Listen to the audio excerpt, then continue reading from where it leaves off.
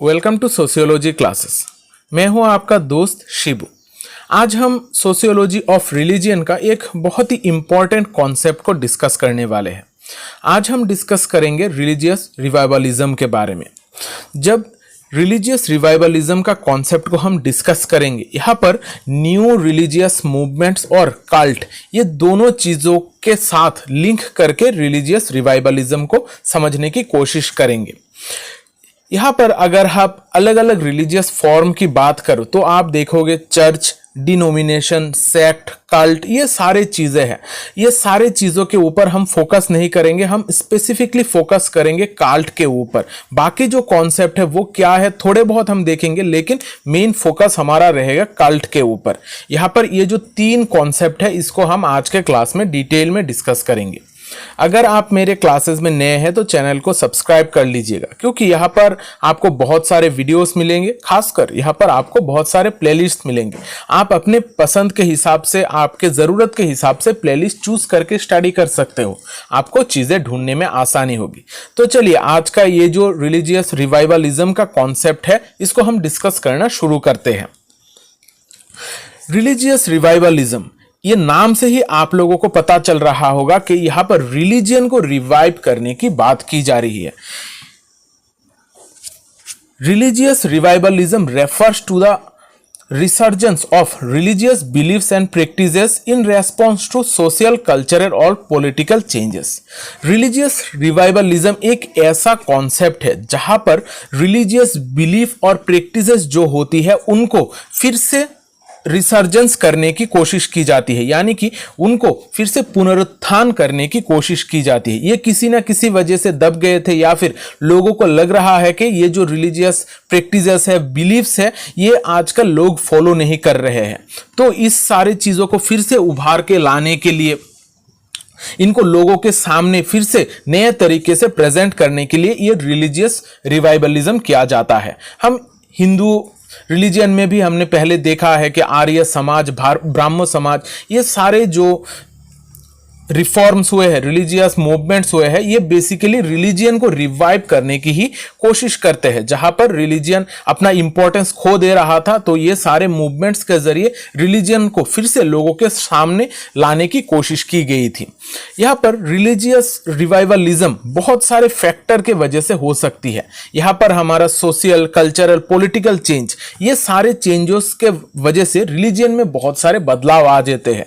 लोग जिस तरीके से ओरिजिनल रिलीजन होता है उसको प्रैक्टिस नहीं करते हैं, धीरे धीरे उसको अपने हिसाब से मॉडिफाई करते हैं। तो बहुत सारे ऐसे ग्रुप्स होते हैं जो रिलीजन को रिवाइव करने की कोशिश करते हैं, अपने नए तरीके से उसको बचाने की भी कोशिश करते हैं।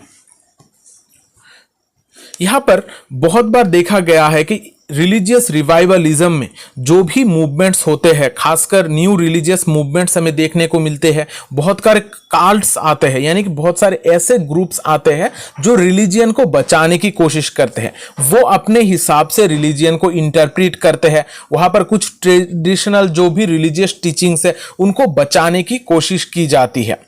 रिलीजियस रिवाइवलिज्म एक मास मूवमेंट है, यानी कि यहां पर सिर्फ एक इंसान रिलीजियस मूवमेंट या फिर रिलीजियन को रिवाइव नहीं कर सकता है। ये एक मास मूवमेंट होता है जहां पर बहुत सारे लोग मिलकर इसको बचाने की, रिलीजियन को बचाने की कोशिश करते हैं। ये बेसिकली रिलीजियस एक्साइटमेंट के वजह से होता है। बहुत सारे लोगों को रिलीजियन के प्रति इतना ज्यादा लगाव होता है कि वो लोग रिलीजियन को ओरिजिनल फॉर्म में ही देखना पसंद करते हैं। रिलीजियन को जिस तरीके से बेसिक स्ट्रक्चर है उसी में रखने की कोशिश की जाती है। यहां पर ही इस वजह से मास मूवमेंट के द्वारा ही सिर्फ रिलीजियस रिवाइवलिज्म हो सकता है। सिर्फ एक इंसान या फिर 2 इंसान रिलीजियन को रिवाइव नहीं कर सकते हैं।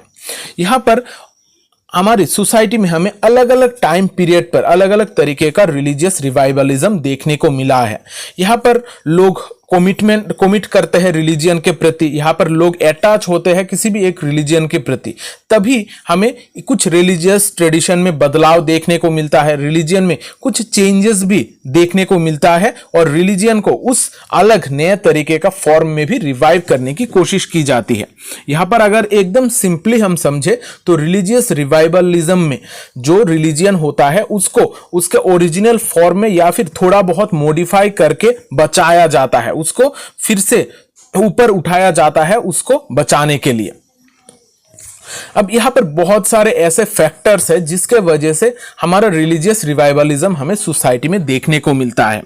पहला है सर्च फॉर मीनिंग।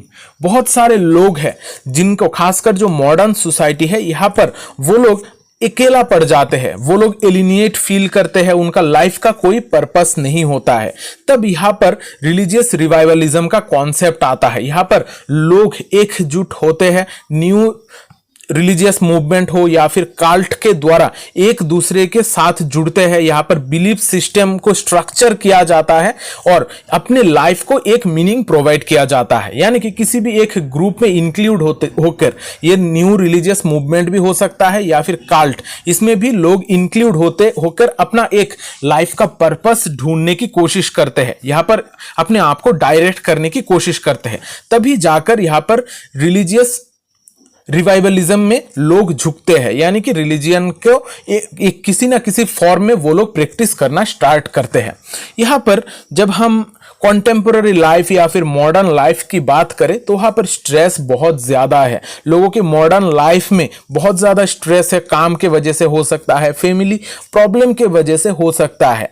ये सारे प्रॉब्लम से उभरने के लिए वो एक ऐसा सिचुएशन ढूंढते हैं जो उनको पीस प्रोवाइड करे, जो लोगों को एक साथ जुड़े रखे और अपना पर्सनल ट्रांसफॉर्मेशन की भी कोशिश करते हैं। तब यहाँ पर रिलीजियस रिवाइवलिज्म उनको बहुत ज़्यादा मदद करता है, उनको एक ऐसा एनवायरनमेंट प्रोवाइड करता है वो लोग पीसफुली रहे, उनका मेंटल पीस बजाय रख सके। इस तरीके का चीजें उन्हें रिलीजियस रिवाइवलिज्म में मिलते हैं जो अलग अलग ग्रुप्स उनको प्रोवाइड कर सकते हैं।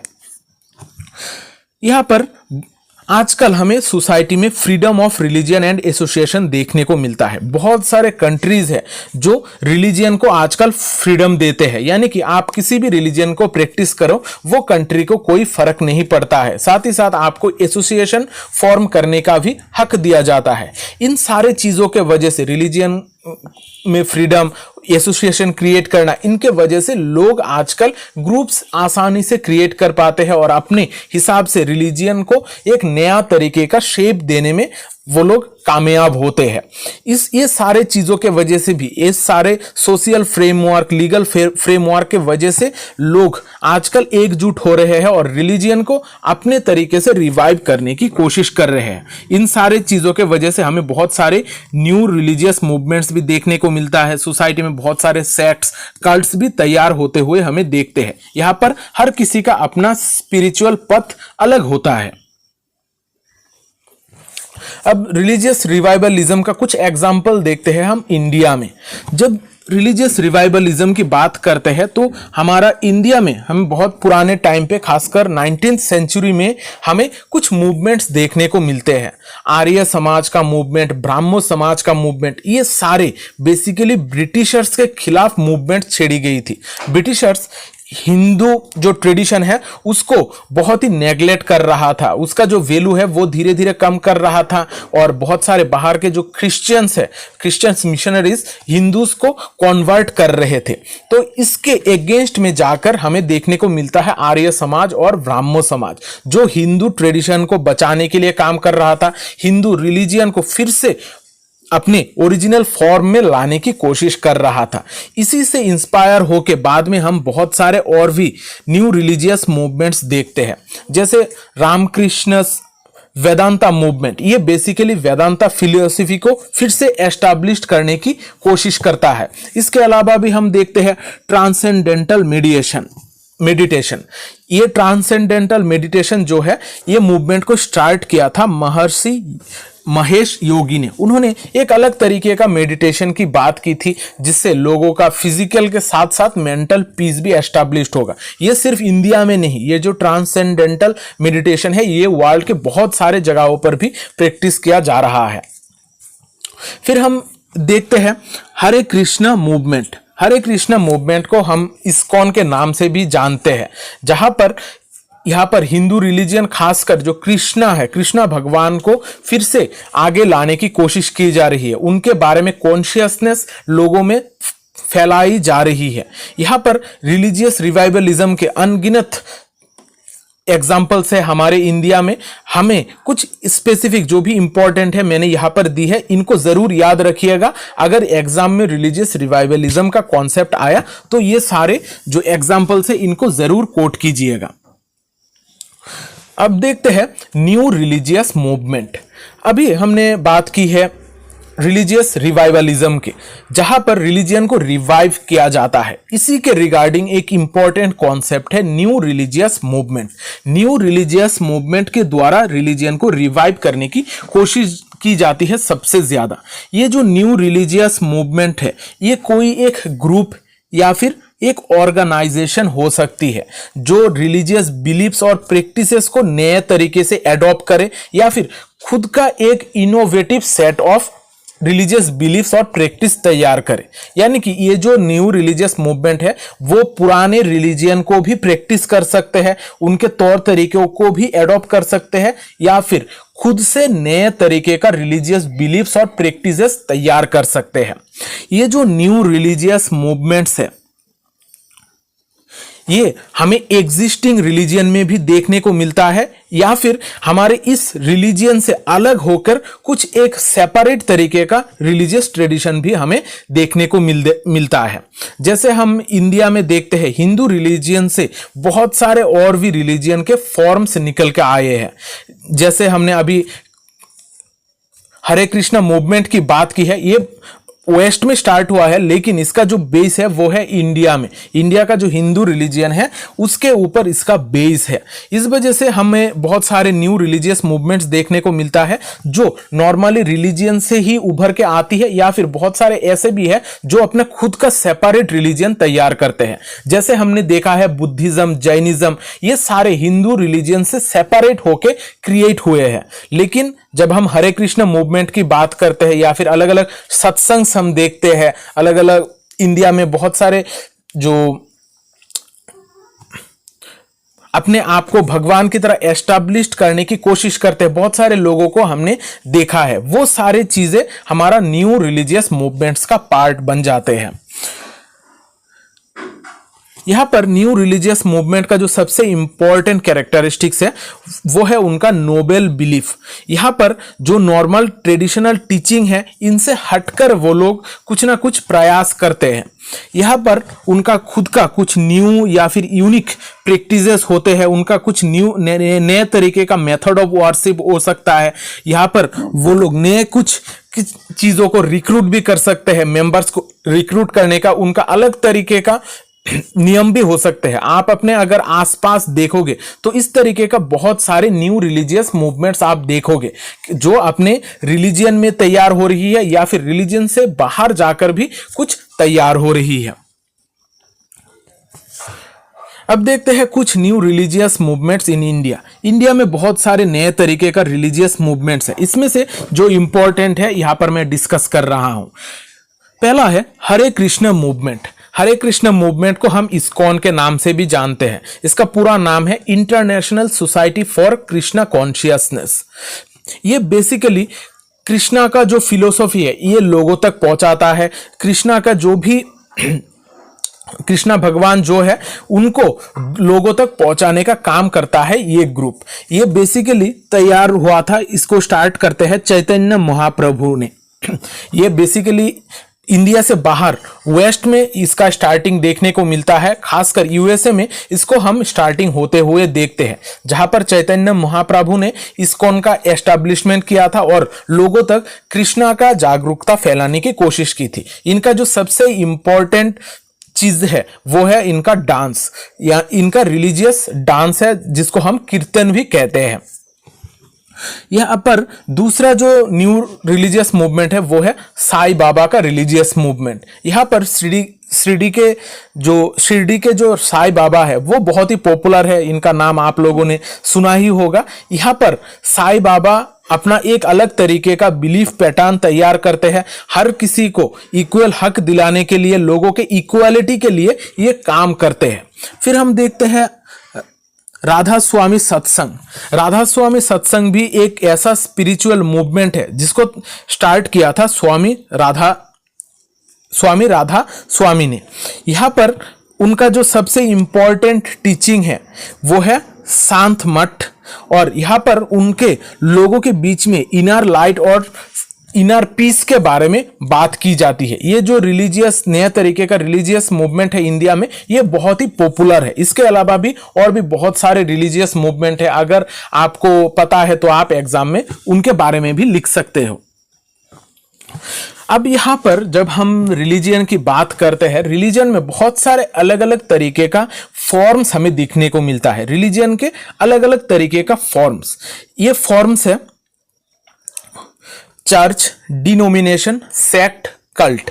ये सारे नाम को आप लोगों को इतना ज्यादा याद रखने की जरूरत नहीं है, लेकिन क्योंकि हम यहाँ पर रिलीजियन को पढ़ रहे हैं, आगे जाकर कल्ट को पढ़ेंगे तो हमें ये नाम को जरूर थोड़ा बहुत जान लेना जरूरी है। यहाँ पर जो चर्च होता है, चर्च बेसिकली एक ऐसा रिलीजियन है जो एस्टैब्लिश्ड है। जैसे हम देखते हैं हिंदू रिलीजियन, फिर क्रिश्चियन, मुस्लिम, ये सारे एस्टैब्लिश्ड रिलीजियंस है। ये बहुत ही पुराने तरीके का है, उनका एक स्ट्रक्चर होता है अलग तरीके का, और ये बहुत बड़े लेवल पर होता है। फिर हम देखते हैं डिनोमिनेशन। डिनोमिनेशन चर्च से थोड़ा छोटा है, यहाँ पर ट्रूथ को मोनोपोलाइज नहीं किया जाता है। यहाँ पर जो भी लोग हैं वो अपना एक सेपरेट तरीके का धर्म देखते हैं। ये भी बहुत पुराने तरीके के होते हैं और ये भी लगभग स्ट्रक्चर्ड होते हैं। जैसे हम देखते हैं बुद्धिज्म। बुद्धिज्म पहले जब छोटा था वो एक कल्ट था, फिर धीरे धीरे वर्ल्ड के बहुत सारे जगहों पर ये फैल गया है। इसको हम आज के टाइम पर डिनोमिनेशन कह सकते हैं, यानी कि ये चर्च यानी कि जो एस्टैब्लिश्ड रिलीजियन है, सबसे बड़े बड़े रिलीजियन है, उनसे थोड़ा छोटा है। फिर हम देखते हैं सेक्ट।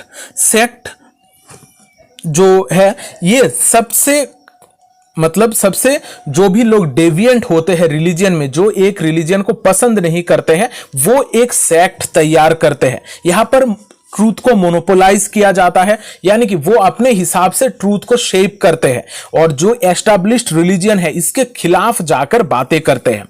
फिर जो हमारा आज का टॉपिक है वो है कल्ट।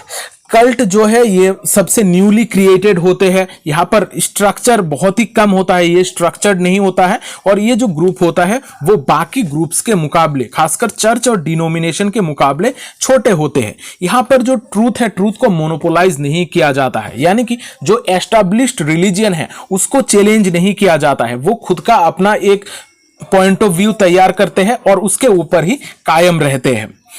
अब ये जो नाम है ये आप लोग थोड़ा याद रख लीजिएगा। अगर एग्जाम में लिख सकते हो तो लिख लेना, अगर नहीं लिख सकते हो तो भी कोई दिक्कत की बात नहीं है, लेकिन सिर्फ ये 4 नाम आप लोग कोट कर सकते हो कि रिलीजियन के हमें मेन 4 तरीके का फॉर्म्स देखने को मिलते हैं: चर्च, डिनोमिनेशन, सेक्ट, कल्ट।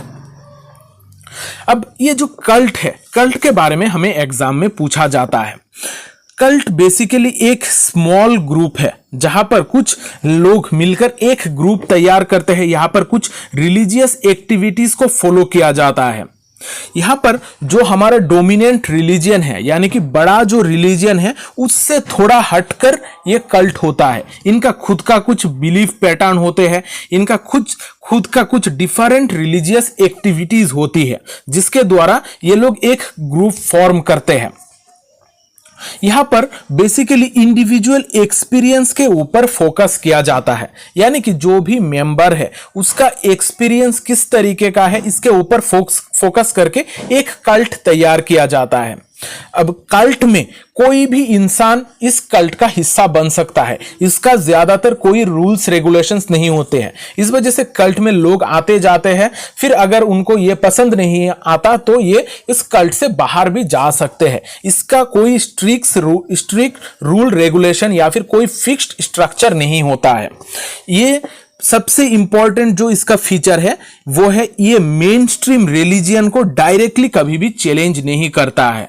यानी कि जो भी मेन स्ट्रीम बड़ा रिलीजियन होगा, जैसे हिंदू, क्रिश्चियन, मुस्लिम, ये सारे जो मेन स्ट्रीम रिलीजियन है इसको डायरेक्टली कभी भी चैलेंज नहीं करेगा। ये उसको साइड में रख के अपना पॉइंट ऑफ व्यू अलग से तैयार करेगा, अपना बिलीफ पैटर्न अलग से रखेगा। बहुत बार ऐसा भी हुआ है कि वो लोग एक अपने जो मेन स्ट्रीम रिलीजियन है उससे हटकर अलग तरीके से सोच भी रखते हैं, लेकिन ये लोग कभी भी रिलीजियन को डायरेक्टली चैलेंज नहीं करते हैं।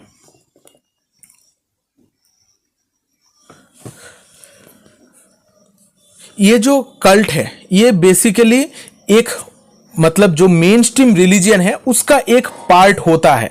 यहां पर अगर हम एग्जाम्पल में देखें, जैसे कृष्णा कॉन्शियस जब जो हमने बात की है, हमारे अभी हमने इस्कॉन की बात की है जो बेसिकली वेस्ट में डेवलप होता है।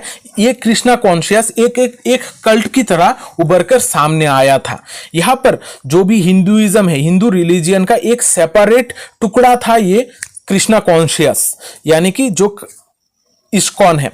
आप लोग देखोगे ये जो इस्कॉन ग्रुप है ये कभी भी एग्जिस्टिंग हिंदू रिलीजियन को चैलेंज नहीं करता है कि आप शिवा भगवान या फिर काली दुर्गा ये सारी चीजों को नहीं पूछ सकते हो, ये आपको नहीं कहता है। ये आपको कहता है कि आपको कृष्णा भगवान को मानना चाहिए, कृष्णा भगवान को पूजना चाहिए। यानी कि यहाँ पर एग्जिस्टिंग जो भी डोमिनेंट रिलीजियन है उसको यहाँ पर चैलेंज नहीं किया जाता है।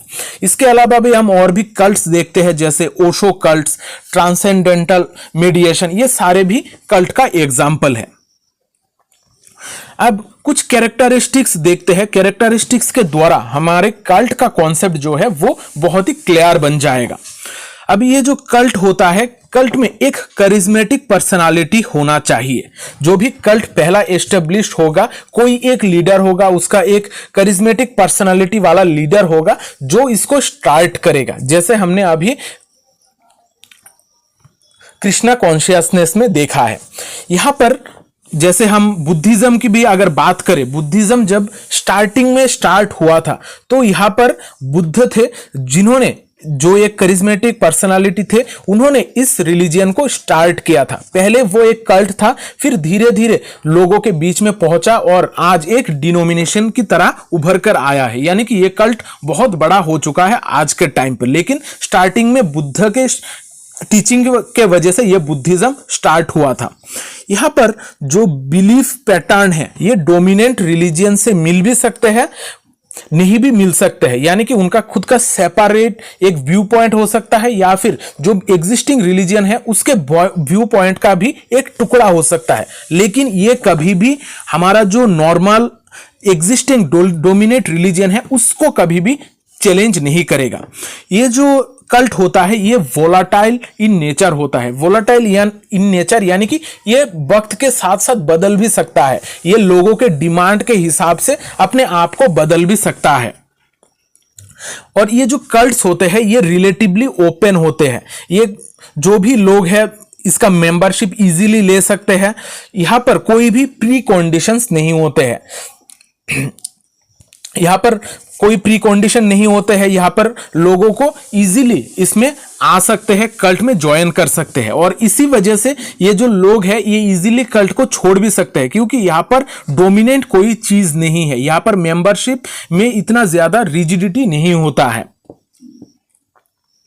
यहां पर कोई स्ट्रिक्ट मेंबरशिप क्राइटेरिया नहीं होता है, क्योंकि ये जो ऑर्गेनाइजेशन है ये बहुत लूजली इंटीग्रेटेड होता है। यानी कि इसका ऑर्गेनाइजेशनल फॉर्म बहुत लूज होता है, इसका कोई स्ट्रिक्ट मेंबरशिप क्राइटेरिया नहीं होता है। कोई भी इंसान हो वो कल्ट को ज्वाइन कर सकता है। जैसे आज के टाइम पर इस्कॉन है, इस्कॉन में लोग अपने मर्जी से ज्वाइन कर सकते हैं। इसका कोई स्ट्रिक्ट रूल रेगुलेशन नहीं है कि आपको इसी तरीके से होना होगा, आपको इसी रिलीजन से बिलोंग करना होगा। आप क्रिश्चियन भी हो सकते हो, मुस्लिम भी हो सकते हैं, आप किसी भी धर्म से बिलोंग कर सकते हो, आप इस कल्ट का हिस्सा बन सकते हो। इस वजह से जो भी कल्ट होता है वो उसका ऑर्गेनाइजेशन इतना बेहतर नहीं होता है और कुछ स्ट्रिक्ट मेंबरशिप क्राइटेरिया भी नहीं होता है। कोई भी इंसान इस कल्ट को ज्वाइन कर सकता है।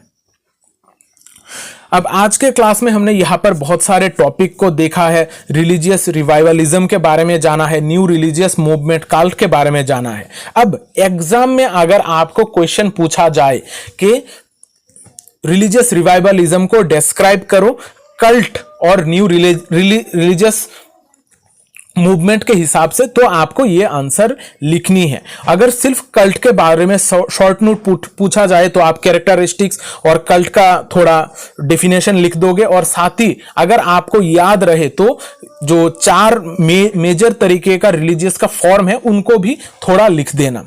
यहां पर आप लोग एग्जाम में जो आंसर लिखोगे तो क्वेश्चन के अकॉर्डिंग लिखने की कोशिश करना। तो आज के क्लास में मैंने कोशिश की है कि रिलीजियस रिवाइवलिज्म के रिलेटेड जो भी टॉपिक टॉपिक से आपको कवर करा हूं। अगर क्लास आप लोगों को हेल्पफुल लगी है तो चैनल को सब्सक्राइब कर दीजिएगा और कमेंट करके जरूर बताइएगा कि क्लासेस आपको कैसी लग रही है, और वीडियो को लाइक और शेयर जरूर करना, क्योंकि शेयरिंग इज केयरिंग। मिलते हैं अगली सेशन में, तब तक अच्छे रहिए, स्वस्थ रहिए और लोगों में प्यार बांटते रहिए। जय हिंद।